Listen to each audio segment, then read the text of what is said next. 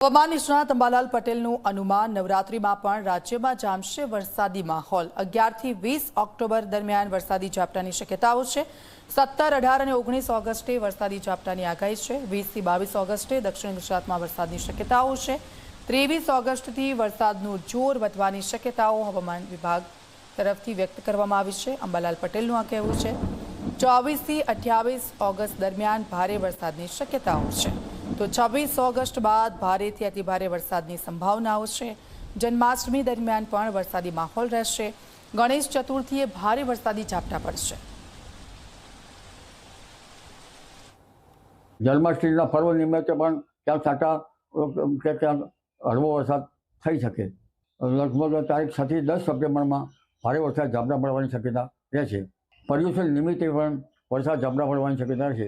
પર્યુષણના દિવસથી પાંચમ સુધી વરસાદી ઝાપટા પડવાની શક્યતા રહેશે। ઓગસ્ટ માસમાં અને સપ્ટેમ્બર માસમાં અલ નીનોની ઘાતક સ્થિતિનો અનુભવ થશે। 10મી ઓક્ટોબર બાદ વરસાદી ઝાપટા પડવાની શક્યતા રહેશે। વરસાદ થશે, ગરમી વધશે। 13મી સપ્ટેમ્બરે ગરમી વધશે, 23મી સપ્ટેમ્બર પર ગરમી વધશે।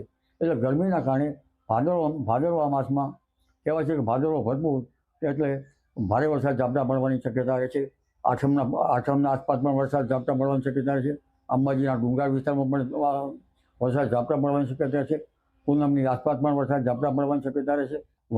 વરસાદનું પ્રમાણ 75 ભાગમાં વરસાદનું પ્રમાણ વધારે છે। 27 સપ્ટેમ્બરથી 5મી ઓક્ટોબર વચ્ચે ગાજવીજ સાથે વરસાદ થવાની કેટલાક ભાગમાં શક્યતા રહેશે।